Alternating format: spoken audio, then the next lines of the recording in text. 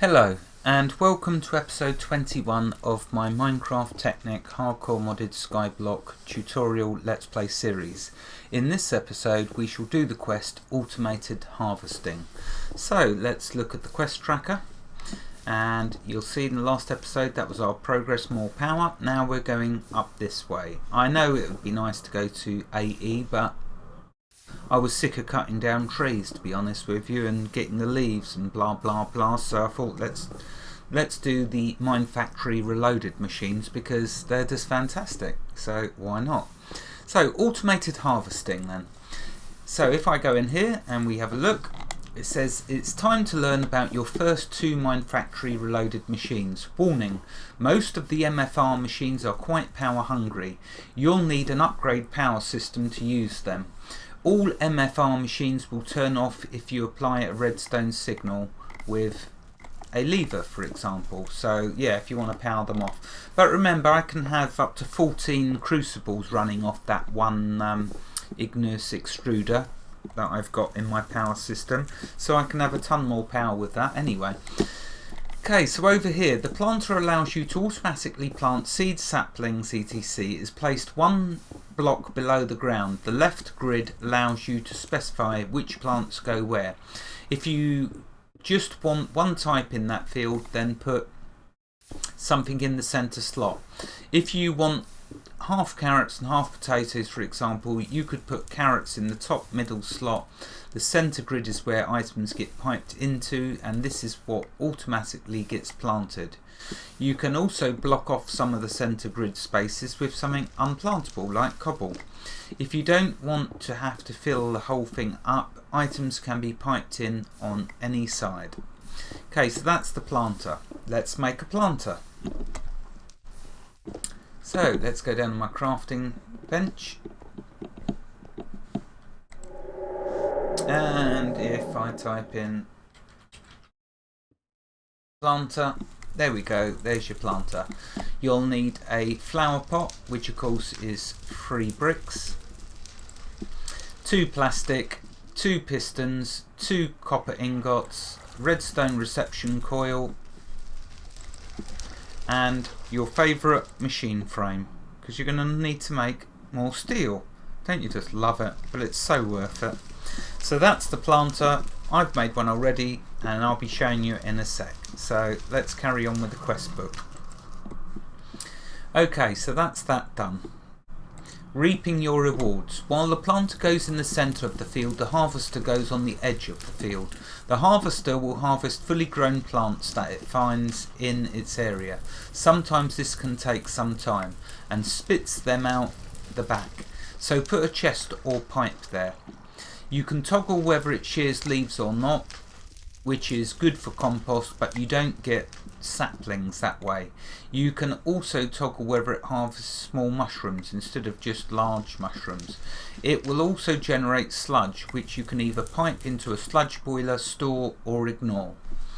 Okay, let's look at the harvester.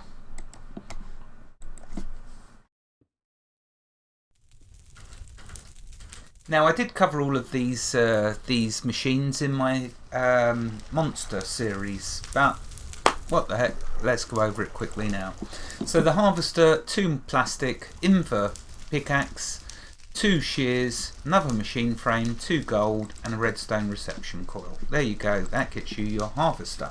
Right, okay, carrying on. Upgrades. The default operation area of the harvester and planter is pretty craptastic, 3 times 3, but you can increase that with upgrades. If you put a copper upgrade radius increase of 4 in the planter and harvester, then you can have a nice 11 times 11 field. At this point, make an 11 times 11 field of dirt centered above the planter. You'll probably want a tree farm first, so yeah, you reckon? Of course you do, because you're going to be so sick of cutting trees, you'll want a tree farm. So put saplings in the planter and put a harvester in the middle of the edge of the field. Now run an item duct that connects the harvester to the storage. A few barrels would be good. And also runs to the planter. At the planter, turn the item duct to green, vacuum mode, and then whitelist saplings on the connection with a pneumatic servo. Now run power conduits to both machines. Right, okay, so let's just show you that, shall we, what I've done. Right, so let's start underneath. So like it said, underneath your dirt you need to put your planter. So I've put my planter in there, and there's the copper upgrade. Oh, let's show you that upgrade. I was nearly going to jump by that, sorry. In the name of being thorough. So, to find the upgrades, just type cunningly enough upgrade. And the one it's talking about, the copper one, just there. That's how you make it. 3 copper, 3 raw plastic, 2 redstone, and a gold nugget. Okay, that gets you your copper upgrade. Oh, and yes, you can hear it chugging away. Let's turn it down. Much too loud. Okay, so I put the upgrade in there. Make sure the consume stack is turned off. Otherwise, what will happen is it will plant all of these, and you'll have to repipe them back in. I'm repiping the seeds back in, but if it consumes the whole stack, for example, if this is on, it means it could use up all the rubber saplings and it'll fill up with spruce saplings, so you won't get rubber anymore.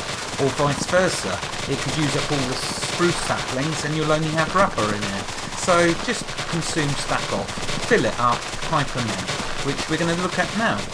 Okay, so there's the planter, one underneath that block of dirt, and on the top here is my harvester. Notice I've got a platinum increase, so the radius is 10. So how can we observe the radiuses of these machines? Well, let's go into my nice bag.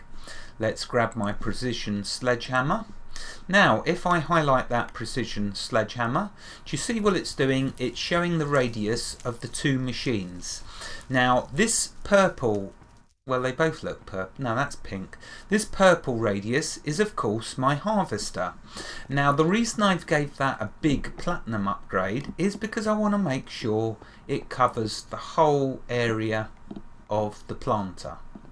And notice the planter is exactly covering the dirt that I've got there. You see? Goes up to the edges of the dirt. So if you want to see the radiuses of what your of the machines, get a precision sledgehammer, make one. They're very easy to make. So let's just show you the recipe. Okay, just 3 plastic, 2 sticks gets you the precision sledgehammer.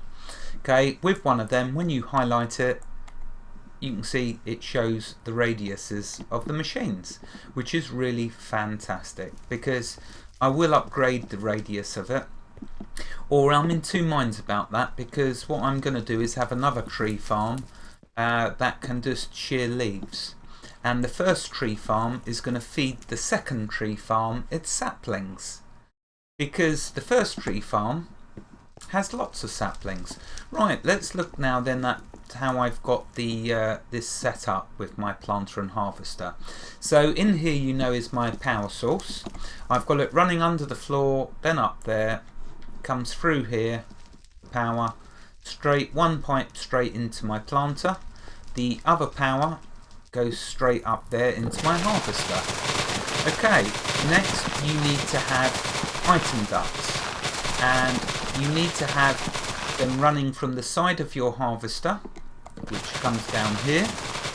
In here you'll need a servo, and you need to filter, whitelist the spruce sapling and the rubber sapling. So put a servo on the item duct connected to your planter and whitelist them 2 saplings. That means only they can go into your planter, hence there it is filled up nicely. Yeah, good job, jolly good show. Right, moving on. So then you continue with your item ducts along here, put a gold chest so it can easily keep track of what you've got, and then over here, no servo on that one, here's where I decided to split them off. So I put 2 chests again. I like to keep lots of chests in case they fill up. Okay, so here I've got a servo and I've whitelisted the excuse me, sorry, I've whitelisted the saplings again. The reason being, when my planter gets filled up, I want all of the remainder of the saplings to go, you guessed it, into my compost bin. So my compost bin is now churning out loads of lovely dirt. So I'm going to be able to make all sorts of nice things now and not have to worry about the manual making of dirt. It's all done for me. How fantastic. So basically all the saplings get piped into this chest at the top. They then filter down into the hopper, which then filters into my spruce barrel. Now of course I could have 3 or 4 of these spruce barrels because this chest is going to fill up. I'm hoping to have my ME network and then just have them pump into that. But what I might do is a couple more of these spruce barrels. A couple more compost bins.